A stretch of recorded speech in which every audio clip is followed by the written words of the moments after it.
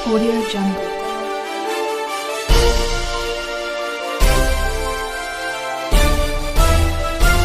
Audio Jungle.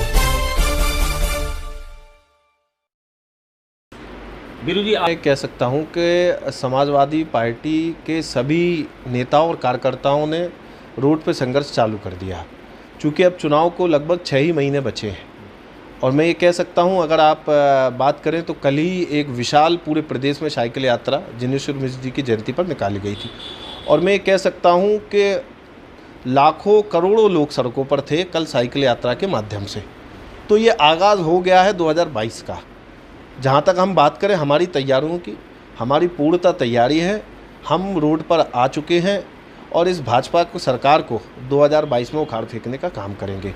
जहाँ तक आपने खुद ही देखा होगा, जैसे ही चुनाव नज़दीक आते जा रहे हैं, जो दूसरे दल के नेता हैं उनकी कहीं ना कहीं हमारे पार्टी से आस्था जुड़ती जा रही है।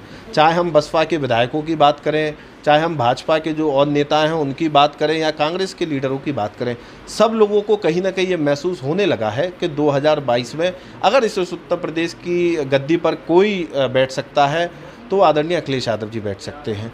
चूँकि अगर आज के टाइम में ये देखा जाए, इस भाजपा के सरकार में जो शासनकाल में किसानों के साथ अत्याचार हुआ, मैं कह सकता हूँ जो काले कानून किसानों के लिए लाए गए, वो आज तक इस इतिहास में, देश के इतिहास में कभी भी ऐसे काला कानून किसानों पर नहीं थोपे गए।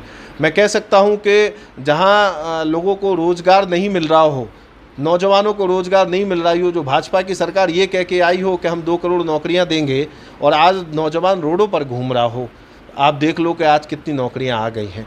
मैं कह सकता हूं महिलाओं की सुरक्षा का मुद्दा हो, महिला के साथ आज क्या उत्पीड़न हो रहा है और भाजपा के नेताओं द्वारा या विधायकों द्वारा किया गया, वो भी किसी से छुपा नहीं।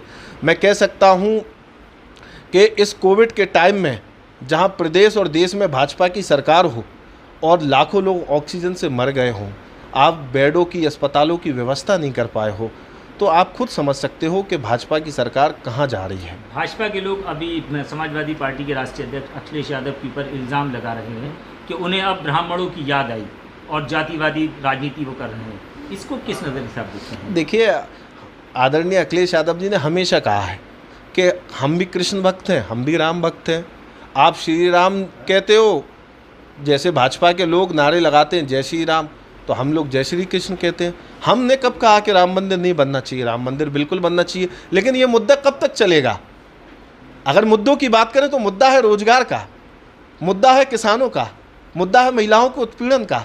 मंदिर से आस्था सभी की जुड़ी है, किसी ने, हमने कभी नहीं विरोध किया कि मंदिर नहीं बनना चाहिए, बिल्कुल बनना चाहिए।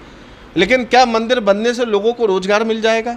क्या मंदिर बनने से जो किसान परेशान, जो काले कानून लाए थे, क्या वो ठीक हो जाएंगे? जो कोविड में लोग मर गए ऑक्सीजन की कमी से, क्या उनकी भरपाई हो जाएगी? तो मुद्दे तो ये हैं, मुद्दे हैं महंगाई के।